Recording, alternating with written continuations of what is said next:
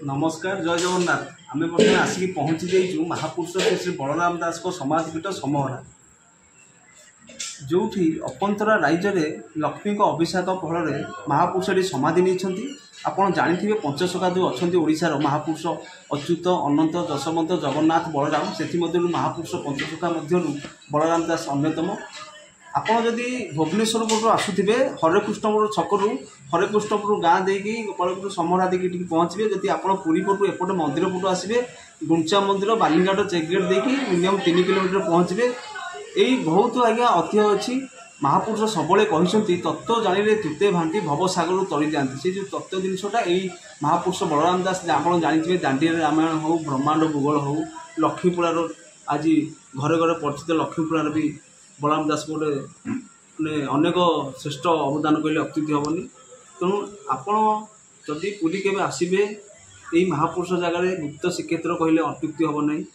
ये लक्ष्मी नारायण उपस्थित महापुरुष समाधि नहीं आपको भी जगन्नाथ मंदिर आप 10 थर 15 थर गले जहाँ फल मिले ये गोटे थर से फल। तेणु ऐतिह्य पुष्टा को जब आप लेउटे बलराम दास बालीर रथ करी जो बेश्या घर को जाते प्रभु तांको पंडा बडाणी धक्का मारिकी बाहरी कर मान अभिमान बलराम दास बाकी मुहाण 3टी बाली रथ करते बाली रथ कला फल बर्तमान रथ ना आग को जाइला ना पछू जाइला से रही जाइला।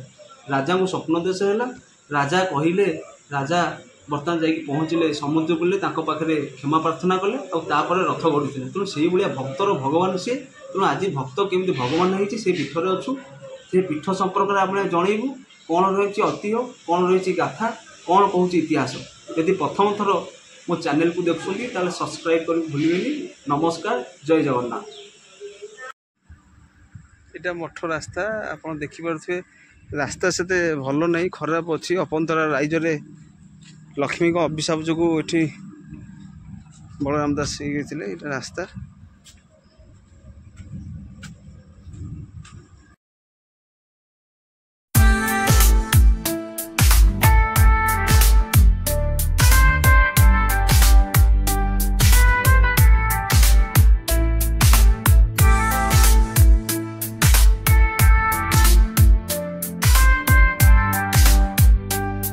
ये वृंदावती अच्छा देखिपे विभिन्न मठरे गछ लगी तुलसी बण होती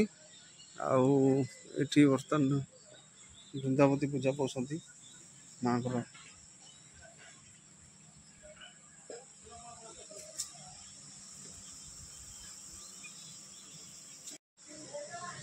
गुप्त श्रीक्षेत्र महापुरुष बलराम दास को समाधिपीठ माता नाम थिला जमुना देवी पिता नाम थिला सोमनाथ महापात्र।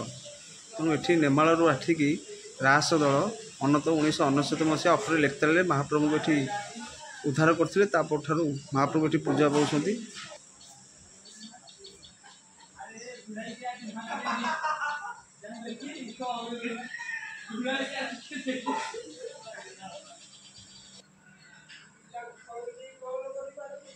कल्की नारायण भगवान अच्छा नारायण अच्छा एपटे जगन्नाथ महाप्रभु अच्छा।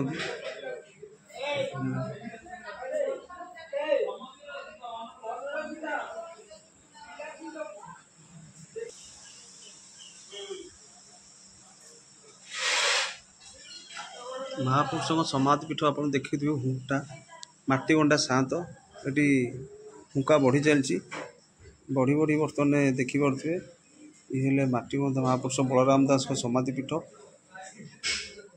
माटीगंडा शांत भाव ये बढ़ी रोषेईशाला बर्तमान रोषे चलती महाप्रभु प्रसाद लगे देखिपे प्रसाद रोषे बर्तमान। नमस्कार जय जगन्नाथ आम बर्तमान अच्छु समहरा पाटर थी महापुरुष से श्री बलराम दास को समाधिपीठ अपंतरा राज्य में महाप्रभु ये समाधि नहीं। आज भी पुरीर बहुत भक्त मैंने ये आसपना अपंतरा राज्य अच्छी तत्व जाने तृतीय भांति भवसागर तरी जाती ये जो उपाख्यान महापुरुष बलराम दास कही आम से पीठर अच्छु पीठर ऐतिह्य संपर्क जाना मो सहित अच्छा समाधिपीठर महंत रंजन दास श्रद्धार डाकती अंचल परिचित ना दुबला बाबा। तेणु संपर्क में आम सहित कथा ଆଉ ମଠର କ'ଣ ରହିଛି ଐତିହ୍ୟ ଆଉ କ'ଣ ବିକାଶ ଆଉ ମଠ ସମ୍ପର୍କରେ କେମିତି ଆପଣ ଜାଣିବେ ସେ ବିଷୟରେ ଆମେ ବାବାଙ୍କ ସହିତ ଅଧିକ କଥା ହେବା। ଏଠି ଇଏ ହୁଅନ୍ତି ମହାପୁରୁଷ ଭକ୍ତ ବଳରାମ ଦାସ ଜଗନ୍ନାଥଙ୍କର ମହାନ ବଡ଼ ଭକ୍ତ ଥିଲେ।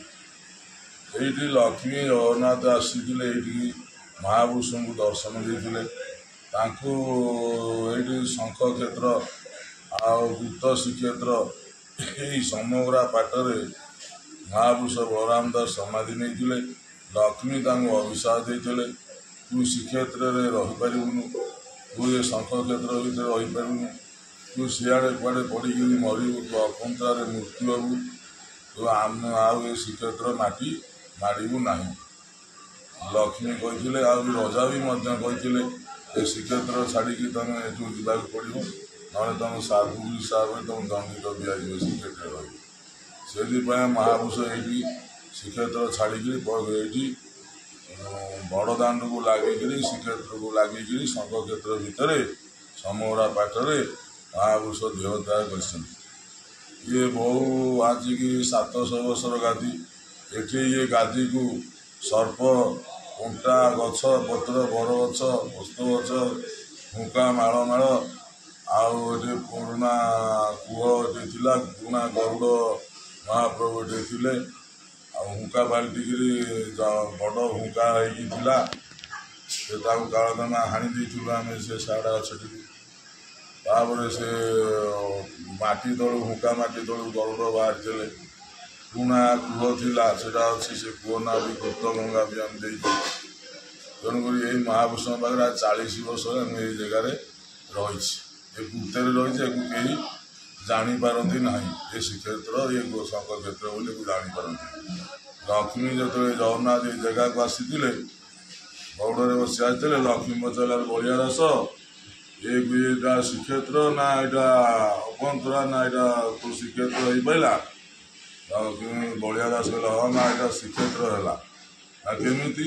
ନା ତମେ 2 ଜଣ ଯେତେବେଳେ ଏଇ ଜାଗାରେ ଆସି ଉପସ୍ଥିତ ଅଛ ବଣ ଜଙ୍ଗଲ ଭିତରେ ଆସି ମୁଁ ପଢ଼ିଥିଲି, ତୁ କହିଥିଲୁ, ତେଣୁକରି ଇଏ ହେଉଛି ଏଇଟା ହେଉଛି ଶଙ୍ଖ କ୍ଷେତ୍ର, ଆଉ ଏଇଟା ହେଉଛି ଗୁପ୍ତ ଶ୍ରୀକ୍ଷେତ୍ର, ମୋର ଏଇଟା ରହିଲା।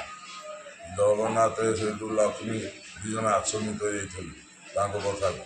ହଁ ଏଇଟା ପ୍ରକୃତରେ ଏଇଟା ବଳିଆ ଦାସ ତୁ ଶ୍ରୀକ୍ଷେତ୍ର କରି ନେଇଗଲୁ। ମୋରି ଶଙ୍ଖ କ୍ଷେତ୍ର ଭିତରେ ରଜାର ପାଟ, ସମଗ୍ରା ପାଟ ମୌଜାରେ ତୁ ଏଇ ଜାଗା ରହିଲୁ, କାଳକ୍ରମେ ତୋର ଏଇଟା ରହିଲା, ଗୁପ୍ତ ଶ୍ରୀକ୍ଷେତ୍ର ହେଇକି ରହିଲା। ଆମ 3 ଜଣଙ୍କର ଏଇଠି ଇତିହାସ ରହିଲା। ଆଉ ଏ ଇତିହାସ ଶ୍ରୀକ୍ଷେତ୍ରକୁ କୌଣସି ପ୍ରକାର ସାହାଯ୍ୟ ସମ୍ମାନ ଟିକେ ଯଦି ଅଛି, ଆପଣଙ୍କର ଭକ୍ତମାନେ ପଞ୍ଚସଖା ପ୍ରେମୀ, ପଞ୍ଚସଖା ଭକ୍ତ ଯଦି ଅଛ, ଏ ଗୁପ୍ତ ଶ୍ରୀକ୍ଷେତ୍ରଟାକୁ ପ୍ରଚାର କରନ୍ତୁ, ଆଉ ଟିକେ ସାହାଯ୍ୟ ସମ୍ବନ୍ଧୀ ସମସ୍ତେ ଦିଅନ୍ତୁ। ଭକ୍ତମାନେ ଆସିକି ଦେଖନ୍ତୁ, ତାଙ୍କର ଇତିହାସ କ୍ଷେତ୍ର ସବୁ ଦେଖ। ବାବା ବଳରାମ ଦାସଙ୍କର ବାନା ପ୍ରଚାର କର। ଏ ପ୍ରଚଣ୍ଡ ମହାପୁରୁଷ ଥିଲେ, ଏ ପ୍ରଚଣ୍ଡ ମହାପୁରୁଷ ନାମ ପ୍ରଚାର କଲେ, ତାଙ୍କ ମହିମା ଗୁଣଗ୍ରାମକୁ ପ୍ରଚାର କଲେ, ଆମର କିଛି କାଳ ଦୂର ହୋଇଯିବ, ସମସ୍ତ ସଂସାର ମଙ୍ଗଳ ହେବ। ଆଉ ସମସ୍ତ ଇତିହାସର କଥାକୁ ଆମେ ଏଇ ବଳରାମ ଦାସଙ୍କର କଥାକୁ, ପଞ୍ଚସଖାଙ୍କର କଥାକୁ ନେଇ ଆମର ପ୍ରଚାର ଉଚ୍ଚାର କଲେ ଭକ୍ତମାନଙ୍କ ସାମ୍ନାରେ ମୁଁ ବହୁତ ଧନ୍ୟବାଦ କୁହନ୍ତି। ଜୟ ଭକ୍ତ, ଜୟ ବଳରାମ, ଜୟ ଜଗନ୍ନାଥ।